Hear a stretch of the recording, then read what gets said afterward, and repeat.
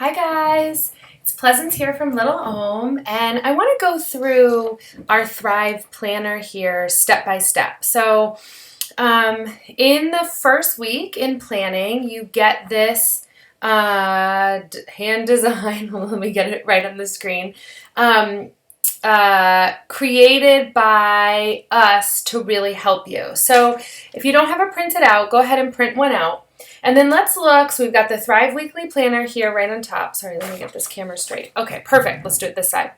And then put your date. So I'm always thinking about my life right now in terms of weeks and in terms of seasons. So you could make this your model calendar for the week, which means this is kind of your roadmap, your plan for this season of your life and how you want to incorporate your self-care practices into your week. So you can do it that way. Another way you could do it, depending on your brain and what you can stick to, is to print out 4 of these and do a month, or print out 2 and do 2 weeks. If your schedule changes a lot from work or your commitments or responsibilities, go ahead and print out a few and kind of map out so you can space out where you see all the things you're going to be doing. Listen, I don't use this for my day-to-day, moment-to-moment calendar. I use this for planning, big picture, making sure that I'm getting my practices in. As you continue to be in relationship with it, you might be able to use it as your regular planner or calendar, penciling your things in. Most of us have too many responsibilities to fill in this space. So this is really about planning, thinking through your meals, your rest, your meditation, your movement, your journaling, writing, creativity blocks. So this is really blocked out so that you can start to see your life in these chunks a little bit more.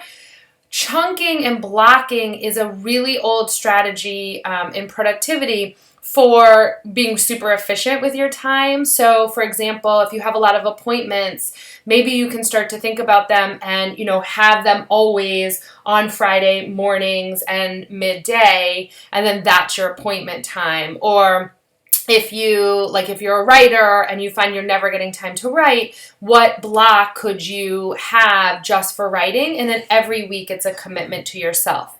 So let's say we're starting with our Thrive Planner really basic. Let's say we just want to start to figure out, how can I be more mindful around my practices? So the first thing at the top is the way or the ways I want to feel this week. So this language comes from the Desire Map by Danielle Laporte.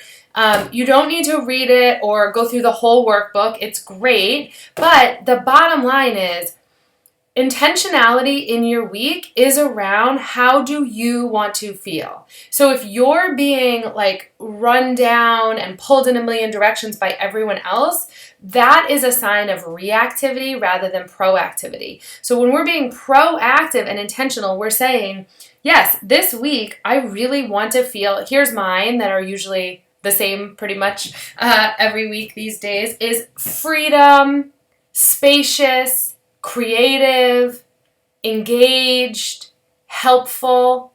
Those are some of the words that are really important to me to feel each day. And I, at this point, am super lucky and grateful that I've built this life where I get to do those things in my home life and for work. But I know when I'm mapping out my week, if things start to get too congested, if I'm not taking really good care of myself, and that can look a lot of different ways, I'm not feeling spacious. I'm not feeling free. I'm feeling trapped. I'm feeling tied to other people's agendas. And I'm not interested in that. That does not make me feel good. So asking yourself at the beginning of the week, how do you want to feel this week? And then planning in or taking out things, it could be a takeout too, that don't align with that. Now, of course, there are things we have to do that there's things we have to do that do not feel free and spacious. For example, dishes, laundry, giving kids baths, some things we have to do at work, QuickBooks, managing finances. There's a whole list of things that people don't love to do So how do we make them a little bit smaller? Don't focus on them so much. And or how do we still have the feelings that we want to feel in those moments? For example, and many of you have heard me talk about this a lot, but when doing dishes, can you put on a podcast or some great music, light a candle, put on some incense, and then all of a sudden you're actually feeling connected, engaged in your body and spiritual while doing your ordinary tasks, while living your ordinary life.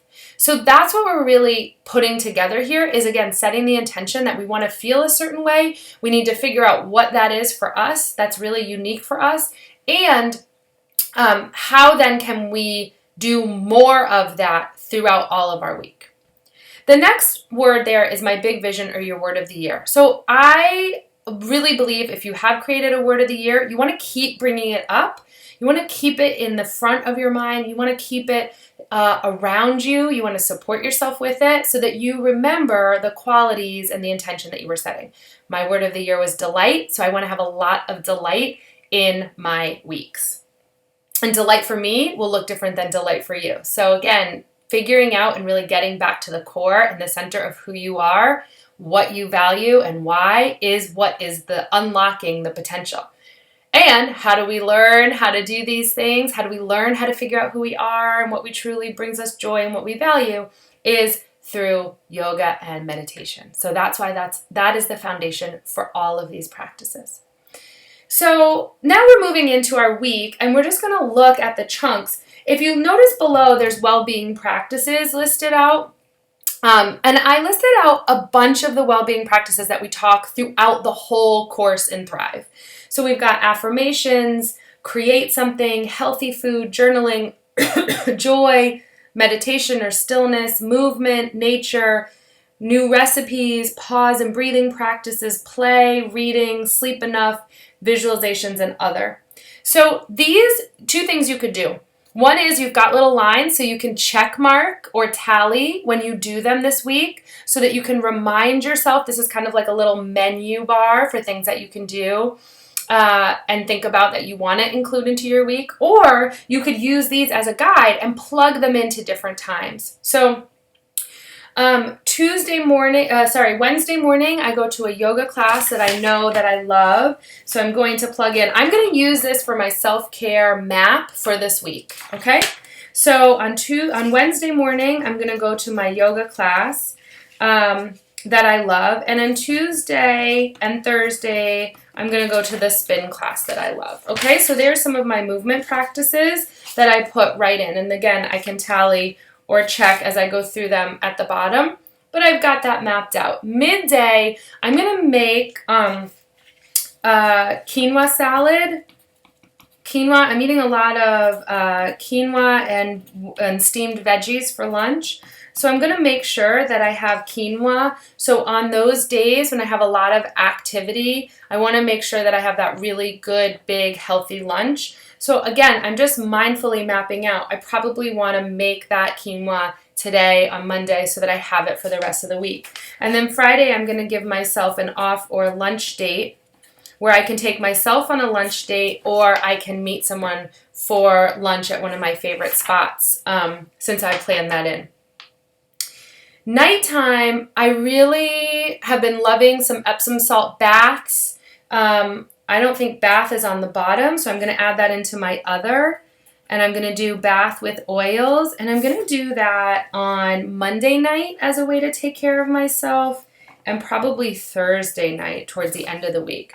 So I'm intentionally, again, going to put my bath at the front of the week and towards the middle of the week. And I just want to remind myself that I really want to do that. So I can say to Mel on those days, hey, can you put the kids to bed? I'm going to go take a nice early bath. Oh, and I have 2 new fiction books that I just got out of the library. And so I'm actually going to do my reading in the bath with my fiction, which brings me a lot of joy. So then I've got my Monday and Friday mornings, which I'm going to plug in. Some of you have heard me talk about this. I call it my sadhana mornings. And that's when I give myself from 5 to 7 a.m. to go down to my studio in the basement here and meditate and do my own intuitive yoga. Maybe I journal. I just might put on some loud music and dance. So my sadhana is my morning ritual practice. And on the days when I don't have a 6 a.m. class, I like to do sadhana. And sadhana feels really expansive. It feels really meaningful. I love starting and ending my week with sadhana, where I'm sort of setting the intention for the week. And then at the end, I'm just really grateful for all the experiences. Maybe some challenges have come up that week. So ending my week with sadhana is really meaningful to me. So as I look down at the well-being practices, I see that I've done some healthy food. I'll definitely be doing journaling in those morning practices, usually before spinning or yoga, or after I get a little bit of journaling in. I don't have any nature blocked in, so I'm just going to circle that and be mindful that hopefully over the weekend I'll be able to spend some time in nature a little bit more. My allergies, you can tell my eyes really red. My allergies have been really bad with the ragweed that's out, so I've been mindfully not spending a lot of time in nature, and so hopefully by next weekend, it's raining today, so hopefully it will clear up a little bit. Reading I've got in, my play. I'm going to make sure to just add some of that in. I might do some partner yoga with the kids, but I'm going to let that be a little bit spontaneous. So I'm just going to put partner yoga with kids in the nights on Tuesday, Wednesday, and Thursday. I'm not going to over plan it. I just know for us, I want to make sure to offer that to them. And we go down again to the studio in the house, but you can just, before we had that, you can just lay out your yoga mats and just play with your bodies and your breath together. Sleep enough. I'm very good at doing that these days. And pause breathing practice I'll integrate throughout. So I'm pretty happy with this as my little guide. Notice I also did it in pencil, so if I want to erase anything or add anything. And then throughout the week, I'll just go ahead and take a glance at this, maybe remind myself. I'm in the habit so much now of being able to map it out, set the intention, write it down, that now my head is already on track for this week. But I can also tape it to the fridge or right here in my office, or put it in my wallet just as a reminder about different practices I want to do. And I'm really happy with this because there's some movement, there's some connection, there's healthy foods that I want to make sure. I'll probably do a different sauce for those quinoas. I'm already thinking, ooh, how can I kind of jazz up those lunches? So anyway, I hope that that's helpful to you. At the end, the last line there says, gentle, compassionate inquiry, things I want to feel, want, need, have, experience. So this week for me, just an inquiry I have around my life is, it's already the end of September here, so I'm starting to think about October, so planning ahead and thinking about the next month and sort of workflow as things come in and out. I'm just really mindful of that. So my gentle, compassionate inquiry is, I want to continue to move forward with ease and flow into the next month. And so I just want to kind of mentally assess anything that's on my plate that I need to take off, or if I'm feeling really spacious or like I have a lot of extra time and a lot of extra space right now, then I could also maybe follow through with a commitment or a project. I'm thinking about a neighborhood project for a board that I'm on, which might need a little bit more attention. And so I'm going to try to think through where that might go into my life.